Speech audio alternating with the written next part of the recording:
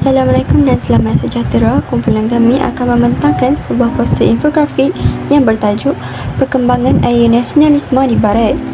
Tajuk ini penting kerana idea nasionalisme yang lahir di Barat telah memberikan kesan besar kepada dunia, termasuk gerakan kemerdekaan di negara kita. Jadi marilah kita telusuri bersama bagaimana ia bermula dan berkembang. Sedikit pengenalan, nasionalisme di Barat berkembang hasil daripada penentangan terhadap sistem pemerintahan beraja yang pada ketika itu dianggap sebagai simbol penindasan dan ketidakadilan. Sebelum kita mendalami dengan lebih lanjut, marilah kita lihat terlebih dahulu peta yang menunjukkan lokasi berlakunya revolusi penting di Barat. Seperti yang dapat kita lihat dalam peta ini, revolusi di Barat boleh dibagikan kepada tiga, iaitu Revolusi Keagungan, Revolusi Amerika dan Revolusi Perancis. Seterusnya, marilah kita terokai dengan lebih mendalam tentang ketiga-tiga revolusi ini. Revolusi yang pertama adalah Revolusi Keagungan yang bermula di negara England pada tahun 1668.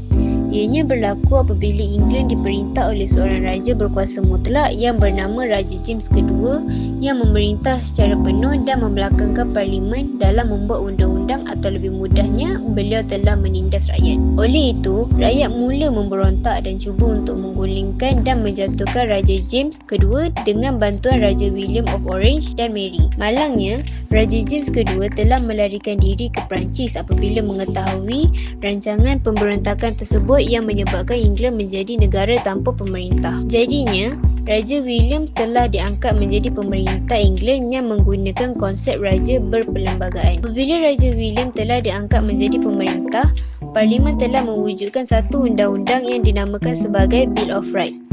Bill of Rights adalah satu undang-undang yang memberikan keutamaan kepada Parlimen untuk menghasilkan undang-undang.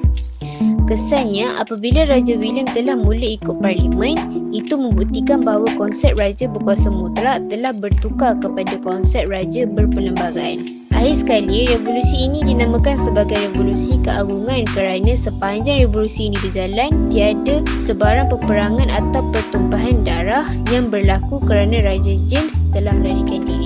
Seterusnya, mari kita mendalami revolusi yang kedua, iaitu Revolusi Amerika. Revolusi Amerika yang berlaku pada tahun 1776. Punca revolusi Amerika berlaku atas tindakan British yang tidak melindungi hak penduduk Amerika. Ini menyebabkan penentangan penjajahan British dan menolak pelbagai cukai yang diperkenalkan seperti Akta Gula, Akta Teh, Akta Seter dan Akta Pelayaran. Selain itu, tiada perwakilan rakyat Amerika dalam Parlimen British, juga menjadi sebab penduduk tempatan menentang British. Pengisytiharan kemerdekaan Amerika dilaksanakan untuk membentuk kerajaan baru melalui penubuhan sebuah kongres. Revolusi Amerika ditamatkan bila British mengakui kekalahan pada tahun 1783. Ini menyebabkan buah tanah jajahan British menjadi negara persekutuan dan sistem demokrasi. Akhir sekali ialah revolusi yang ketiga, iaitu Revolusi Perancis. Revolusi ini berlaku pada tahun 1789 yang disebabkan oleh idea nasionalisme yang memperjuangkan kebebasan, persamaan dan persaudaraan oleh golongan pemikir Perancis. Contohnya seperti Jean-Jacques Rousseau dan Voltaire. Terdapat beberapa karya yang dihasilkan oleh Rousseau. Antara karya terkenalnya ialah The Social Contract yang mengemukakan kepentingan seorang rakyat yang bergelar hasrat umum melebihi segalanya, termasuk institusi beraja. Kesannya, mereka berjaya menggulingkan institusi beraja Perancis. Sistem pemerintahan beraja berakhir dan wujudnya sistem republik.